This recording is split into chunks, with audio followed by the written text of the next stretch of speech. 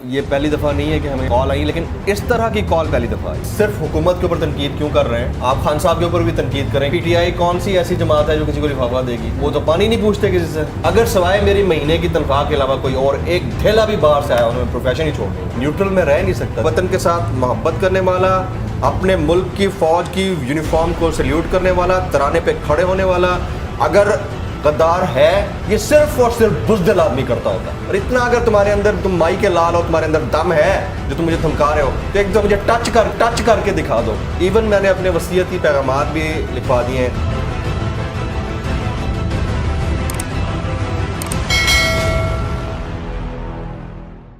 अस्सलाम वालेकुम नाज़रीन, और साफ डिजिटल के साथ मैं हूँ आपकी मेज़बान आमना मजीद। और आज मैं मिलवाऊंगी आपको जमील फ़ारूकी से। जिस तरह आप सब जानते हैं कि कल परसों से ट्विटर पर टॉप ट्रेंड चल रहे थे #we stand with Jamil Farooqui.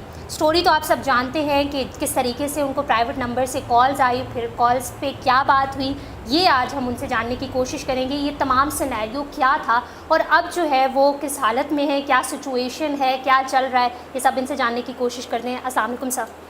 Sir thank you so very much. Sir सबसे पहले तो मुझे बताएं कि प्राइवेट नंबर से कॉल्स आना क्या मकसद है, क्यों कॉल्स आई आपको?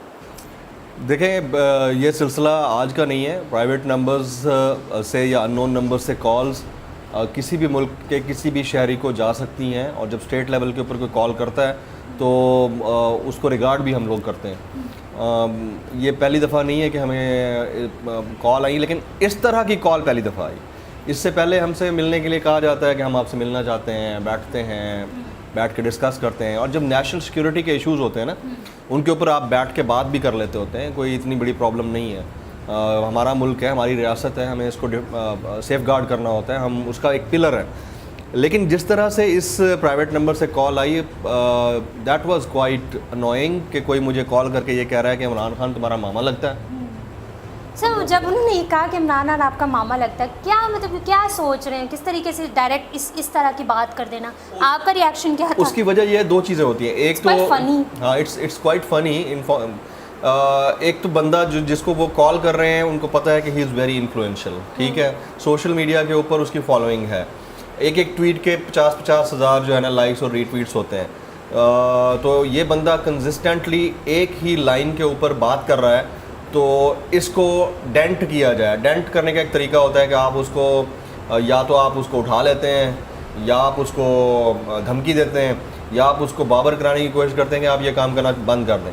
तो उसका मकसद जो मुझे समझ आया वो यही था कि आप जो है सिर्फ हुकूमत के ऊपर तनकीद क्यों कर रहे हैं? आप खान साहब के ऊपर भी तनकीद करें, क्यों नहीं करते? और तुम्हारा मामा लगता है कि मतलब ये होता है, ये पटवारी सोच होती है, ये सोच थानेदार की सोच होती है।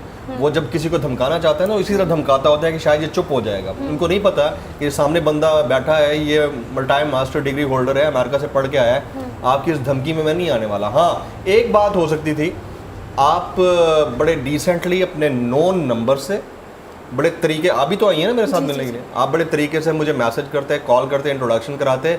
I would have offered U A fantastic cup of T at my home. मैं बुलाता, और आपको यकीनन टी फैंटास्टिक लगनी थी, तो मैं बुलाता, आपको पिलाता, मैं आपकी बात सुनता और बात ख़त्म हो जाती। लेकिन जिस तरह आपने मेरे साथ बदतमीज़ी की है, तो फिर उसका रिएक्शन आपने देख लिया। We stand with Jamil Farooqui top trend था, रिएक्शन आया, पब्लिक का रिएक्शन आया। तो इस तरह से आप किसी का रास्ता नहीं रोक सकते। और ये भी हमें पता है कि पाकिस्तान के अंदर पाकिस्तान की 3 बेहतरीन इंटेलिजेंस एजेंसीज़ हैं, एवरीबडी नोज़।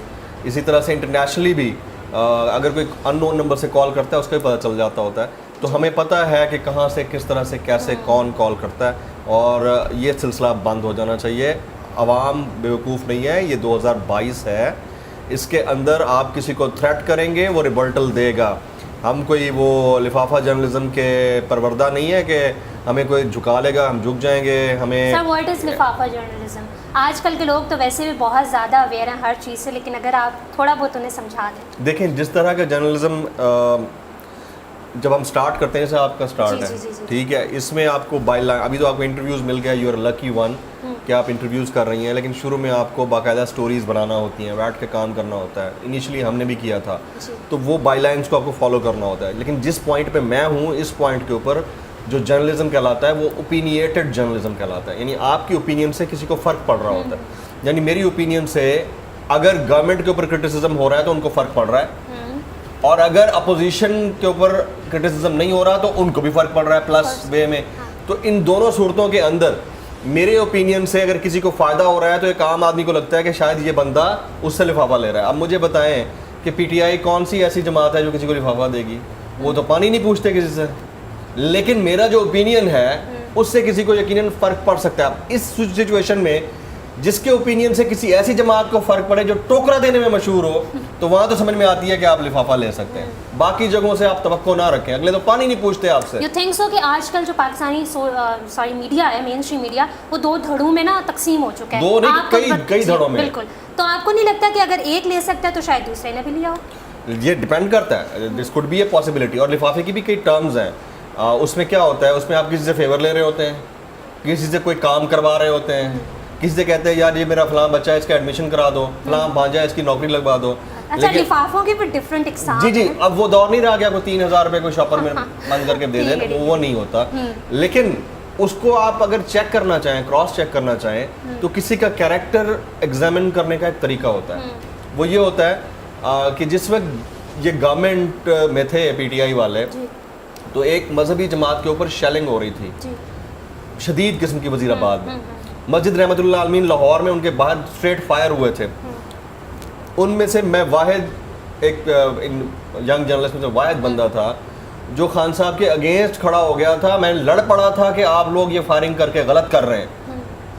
इसलिए नहीं कि मैं किसी की हमदर्दी में था, इसलिए समझा रहा था कि ये पावर से कभी भी आप अपने अफेयर्स नहीं चला सकते। और अब जब ये इनके साथ हुआ है तो अब मैंने इनको बाकायदा याद दिलाया कि आप उस वक्त जब कर रहे थे हम आपके खिलाफ खड़े थे, अब आपके साथ हो रहे हैं, हम आपके साथ खड़े हैं। तो ये डिपेंड करता है, आप उसको क्रॉस एग्जामिन करते हैं। फिर आप क्या करते हैं, ये चेक करते हैं कि यार एक बंदा है वो कनात के साथ किस तरह के लाइफस्टाइल में रहता है। आप इस मुल्क के अंदर कितनी इंटेलिजेंस एजेंसीज हैं, FIA है, ठीक है, नैब है। मैं ऑफ़र करता हूँ अपने तमाम, अपनी फैमिली से लेकर ना अपने फैमिली तो खैर मेरी वैसे ही नहीं है, दूर दराज के रिश्तेदार और दोस्त अहबाब तक कि यार आप जाएं, उनके अकाउंट्स क्या, उनके असासाजात चेक कर लें। अगर सवाए मेरी महीने की तनख्वाह के अलावा कोई और एक ढेला भी बाहर से आया उन्हें मैं प्रोफेशन ही छोड़ दूँगा। बहुत बड़ा दावा कर रहे हैं। दावा क्या है, जो बात है जो अच्छा, और ये बात उनको भी पता है कि इसका कोई वीक पॉइंट ही नहीं है, हम इसको पकड़े तो कहाँ से पकड़े। आप मुझे बताएं, आप न्यूट्रल हैं या नहीं है? न्यूट्रल में रह नहीं सकता। देखिए सहाफ़ी जिसके बारे में कहा जाता है ना कि सहाफ़ी तो न्यूट्रल होते हैं, ये गलत टर्म है। उसकी रीज़न बता रहा हूँ। उसकी रीज़न ये है कि इन ए कंट्री लाइक पाकिस्तान, बल्कि आप पाकिस्तान, बांग्लादेश, इंडिया चले जाएं, अमेरिका, UK, जो कॉरपोरेट जर्नलिज्म होता है ना, कॉरपोरेट जर्नलिज्म वो कमर्शियल बेस्ड होता है, कमर्शियल इंटरेस्ट के साथ होता है। तो उसमें जो इदारे की एडिटोरियल पॉलिसी होती है ना, वो उस कमर्शियल से जुड़ी हुई होती है कि कमर्शियल कौन दे रहा है या उनको पैसा कौन दे रहा है। तो उस एडिटोरियल पॉलिसी के साथ आपके जर्नलिस्ट की ओपिनियन भी जुड़ी हुई होती है। जिस तरह आप ARY का कहते हैं कि यार ARY तो प्रो PTI चल रहा है क्योंकि उनका कमर्शियल इंटरेस्ट उधर है, जियो प्रो PMLN चल रहा है क्योंकि उनका कमर्शियल इंटरेस्ट उधर है। इसी तरह उसका सहाफ़ी भी प्रो चल रहा होगा क्योंकि उसकी जॉब उनसे जुड़ी हुई है, एडिटोरियल पॉलिसी के साथ जुड़ी हुई है, अपने इदारे से कनेक्ट। एग्जैक्टली। तो इसमें हमें ये सोचना होगा कि जब आप कमर्शियल एंटिटीज़ के अंदर काम कर रहे हैं तो आप न्यूट्रल नहीं हैं। और कोई भी जर्नलिस्ट न्यूट्रल नहीं हो सकता क्योंकि ओपिनियटेड जर्नलिज्म के दौरान न्यूज़ में और करंट अफेयर्स में फ़र्क है। जब आपकी न्यूज़ होती है ना, न्यूज़ में आपकी सारी बाइलाइंस देखनी होती है। अच्छा, न्यूज़ में भी एक और चीज़ आ जाती है, उसको कहते हैं एजेंडा सेटिंग। कि आपको कहीं से किसी की कॉल आ गई तो आपने उसके ऊपर एजेंडा सेट किया, आपके डायरेक्टर ने कह दिया कि इसको इस तरह से करना है जी। जब आप इस तरह से कर रहे हैं तो आप एजेंडा पूरा सेट कर रहे हैं। तो no journalism is neutral journalism. और इस दुनिया में अगर कोई समझता है कि कोई जर्नलिस्ट जो है वो गैर जानिबदार है तो सबसे पहले वो अपने मुंह पे चपेटे मारे। फॉक्स न्यूज़ को ले लें, स्काई न्यूज़ को ले लें, BBC को ले लें, आप CNN को ले लें, आप इंडियन टीवीज़ को ले लें, पाकिस्तान के चैनल्स को ले लें। अगर कोई ये कहता है तो वो फिर जमात इस्लामी तो हो सकती है और कोई नहीं, क्योंकि आपकी ओपिनियन से, यानी मेरी ओपिनियन है, मैं कहूँ कि यार आमना भी अच्छी है, समीना भी अच्छी है, लाइबा भी अच्छी है एक ही वक्त में, और तीनों एक दूसरे की एंटी हैं। वो आप तीनों एक दूसरे के मुखालिफ, और मैं तीनों की तारीफ कर रहा हूँ, तो ये पॉसिबल नहीं है। इसी तरह मैं ये कहूँ कि PTI भी अच्छी है, PMLN भी अच्छी है, PPP भी अच्छी है, तीनों अच्छे हैं और तीनों एक ही वक्त में बुरे हैं, तो ये होता है न्यूट्रल होना। यही होता है ना, मैं तो नहीं हो सकता ऐसा।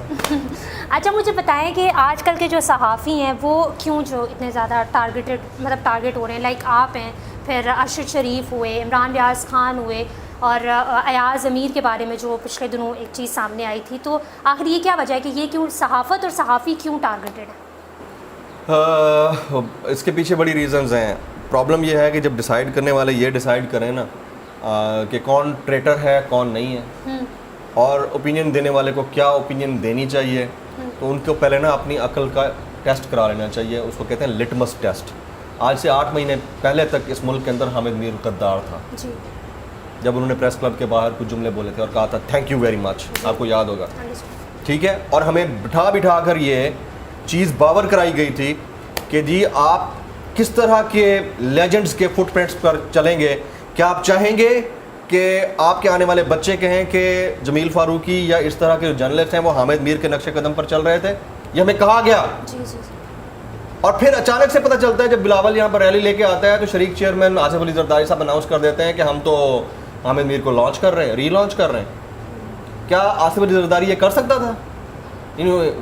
Was he this that much capable कि वो हामिद मीर साहब को दोबारा से टीवी चैनल पे बिठवा सकते?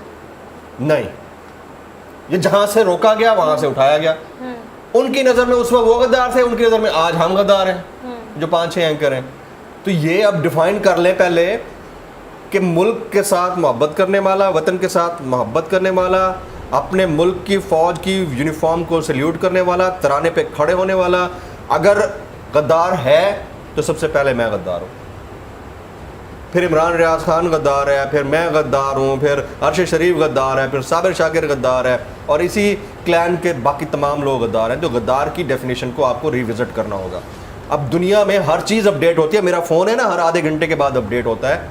तो वो जो कहते हैं ना कि सॉफ्टवेयर अपडेट कर दिया जाएगा, उनको पहले अपने वेयर हाउस का सॉफ्टवेयर अपडेट कर लेना चाहिए। 80 साल पुराना चल रहा है, उसको अब ठीक करना चाहिए। बिल्कुल ऐसे ही। अच्छा, एक जो पब्लिक इंटरेस्ट बहुत ज़्यादा है कि प्राइवेट नंबर से आपको कॉल्स तो आ गई, तो बातें क्या हुई वो ज़रा डिटेल में बताएं। मुझे बस, मैं ज़्यादा डिटेल में नहीं जाऊंगा, लेकिन जो मेन एजेंडा ऑफ डिस्कशन था बदतमीज़ी थी।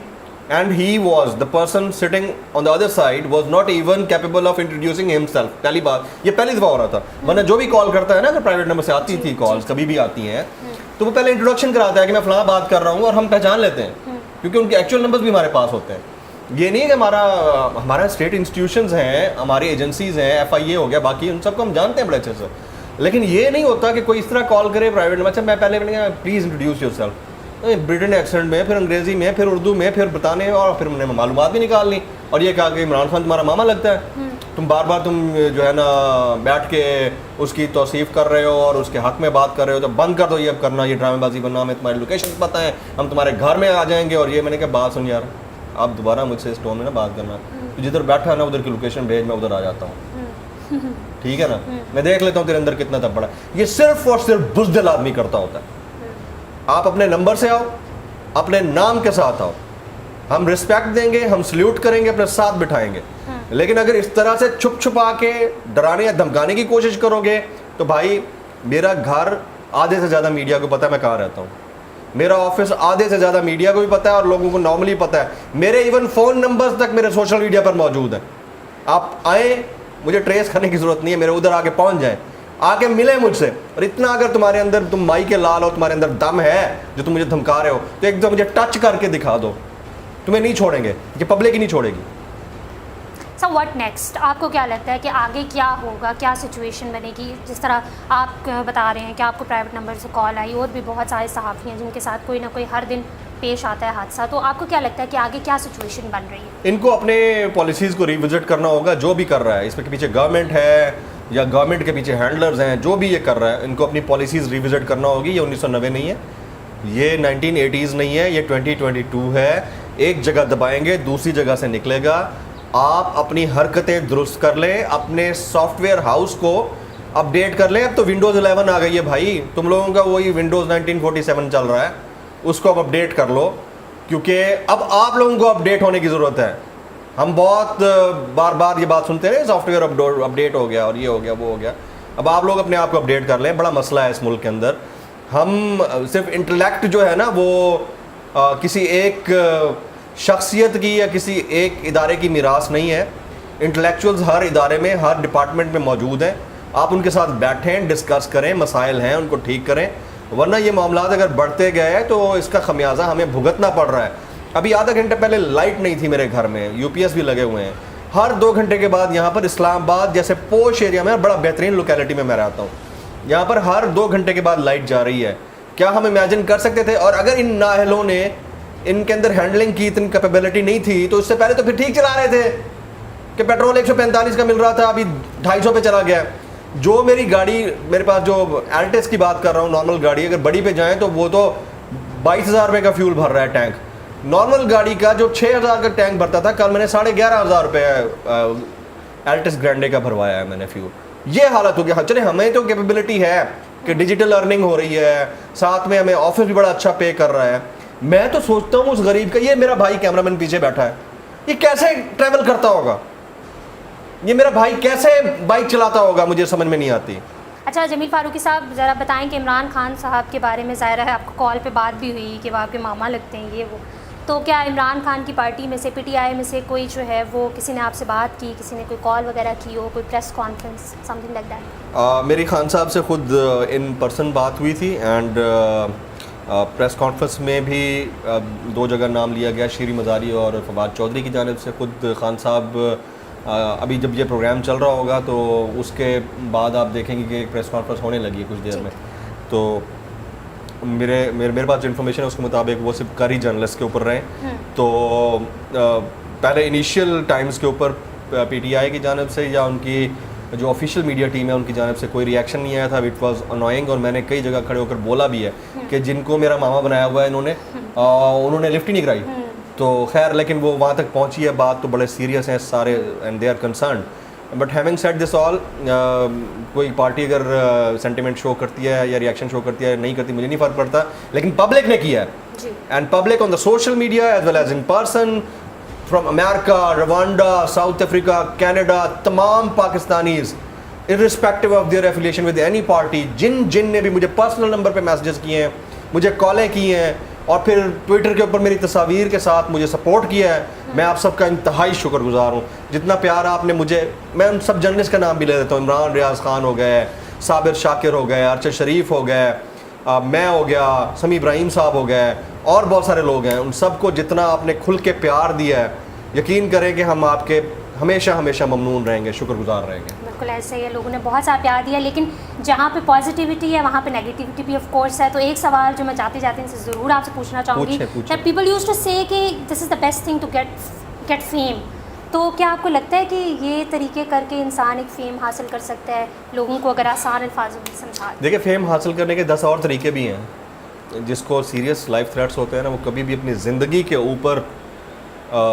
इतना बड़ा रिस्क लेके, अपनी लाइफ के ऊपर इतना बड़ा रिस्क लेके किसी के ऊपर इल्ज़ाम नहीं लगाएगा, क्योंकि कल को उसको प्रूव भी करना पड़ सकता है। बिल्कुल ऐसे है। तो वो वही करेगा जिसको फिर इसकी बेसिक्स का नहीं पता कि journalism is all about reality, truth. आप एक हद तक कहीं पर जाकर कुछ एग्जैजरेट कर सकते हैं, लेकिन उससे ज़्यादा नहीं कर सकते। मैंने तो इवन आपको फ़ोन में दिखा दिया, ठीक है। अब मैं ये दिखाना नहीं चाहता, मैंने वो स्क्रीनशॉट तो शेयर किया, मैंने एक्चुअल आपको कॉल दिखा दिए, वो नहीं दिखाता होता, क्योंकि ये बड़ा इजी है कि किसी के नंबर को किसी तरह भी सेव कर लो। आपको मैंने एक्चुअल दिखा दिया कि नंबर ही नहीं शो होते। जो इस तरह की कॉल्स होती है ना, नॉन कॉल्स या प्राइवेट कॉल, उसका नंबर ही नहीं आएगा उसका। आप, हाँ, मैंने रिकॉर्ड ज़रूर उसका रखा है और मैंने फ़ौरन में अपनी सिस्टर्स को वो भेज दिया है कि कल को अगर कोई वाक़या होता है, कल को कोई प्रॉब्लम होता है, आपने गाहे बगाए ये 3 कॉल्स हैं, इन तीनों को आपने रिलीज़ कर देना है सोशल मीडिया के ऊपर। इवन मैंने अपने वसीयती पैगामात भी लिखवा दिए हैं कि उस बंदे का नाम क्या है, मालूमात मैंने निकलवा ली हैं, वो कहाँ पर बैठता है और किसके कहने पे उसने कॉल की थी, और उसके बाद बुज़दिल आदमी गायब कहाँ पे है, क्योंकि उसकी भी कुत्ते वाली हुई है वहाँ पे। क्योंकि जितना बड़ा डेंट उनको पहुँचा है ना, वो सब परेशान है कि यार ये इसने क्या हरकत की है, एक शरीफ आदमी को जिसने कभी कोई ऐसी बात की ही नहीं है, उसको जाके इसने कॉल कर मारी है और ये हमें नुकसान हुआ है इसका। ये अंदर ही अंदर, हमारे भी तो दोस्त बैठे हैं ना हर जगह, वो बताते हैं कि ये हुआ। तो जिस ये आपका सवाल ऐसे बड़ा वैलिड है, बहुत सारे लोग इसका मिसयूज़ भी करते होंगे, लेकिन as far as about these few journalist is concern, like Imran Riaz हो गया, उसको सीरियस थ्रेट्स हैं, मुझे सीरियस थ्रेट हैं, अरशद शरीफ, साबिर शाकिर मुल्क से बाहर बैठे हुए हैं, नौकरी कमाई है उन्होंने, वो पागल होगा अपनी नौकरी कमा देगा यार। तो ये बड़ा सीरियस मामला है, जहाँ पर सीरियसनेस शो करनी चाहिए वहाँ कर देनी चाहिए। लाइफ थ्रेट पे कोई भी किसी किस्म का सवाल या निशान नहीं लग सकता। ज़िंदगी सबसे जो है वो कीमती चीज़ है। जमील फारूकी साहब की आपने बात सुनी, वी रियली होप कि आपको जो इन्होंने बताया है, जो इन्होंने समझाया, वो समझ आया होगा। अगर आप जो है वो इनसे जो है वो अग्री करते हैं तो कमेंट सेक्शन में ज़रूर बताइएगा। और साफ डिजिटल से फिर वक्त इतना ही। आमना मजीद को इजाज़त दीजिए। अल्लाह हाफ़िज़।